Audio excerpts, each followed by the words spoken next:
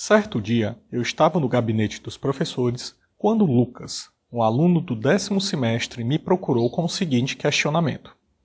Na disciplina de pontes, o professor nos mostrou diversos projetos arquitetônicos de pontes e que deveríamos agradecer às funções hiperbólicas por produzir tão belas estruturas.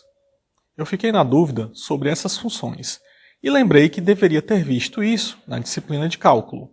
Aí vim te procurar, professor, para pedir mais explicações sobre esses tipos de funções.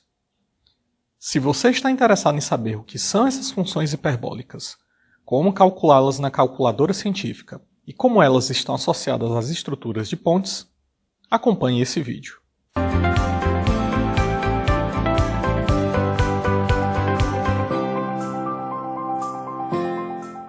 Para explicação destes conteúdos, exploraremos novamente as teclas das funções trigonométricas seno, cosseno e tangente, e a tecla IP.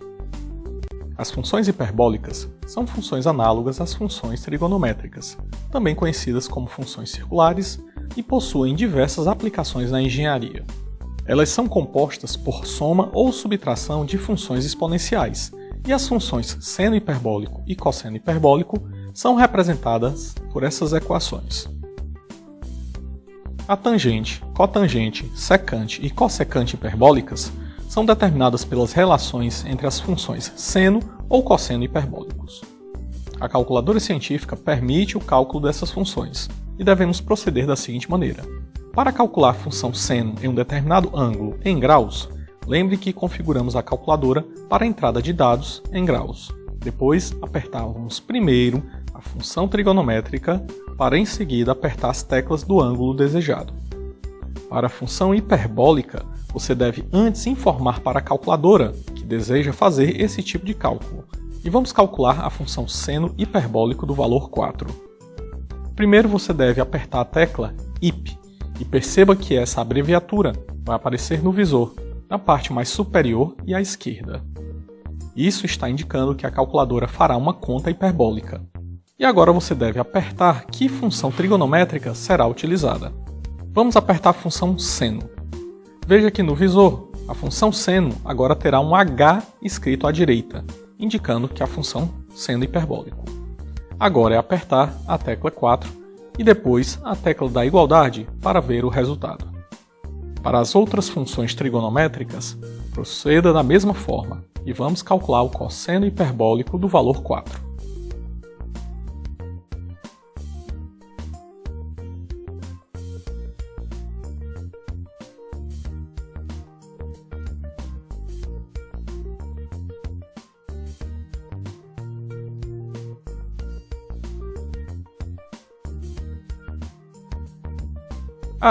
Mas alguém pode estar se perguntando, esse valor inserido no teclado tem que ser em graus ou radianos?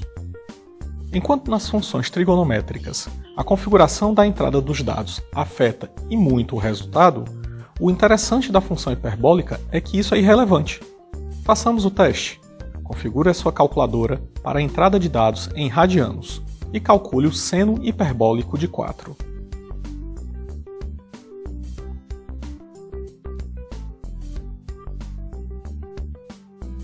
Agora modifique a configuração para grado e realize o mesmo cálculo.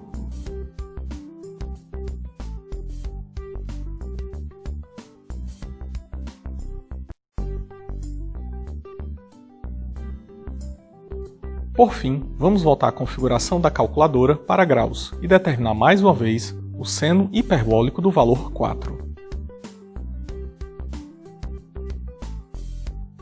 Veja que o valor é o mesmo, independente do tipo de entrada de dados na calculadora. O estudo das funções hiperbólicas remota à Idade Média, nos problemas de engenharia à época para determinar a curva de suspensão de uma corrente ou cadeia flexível.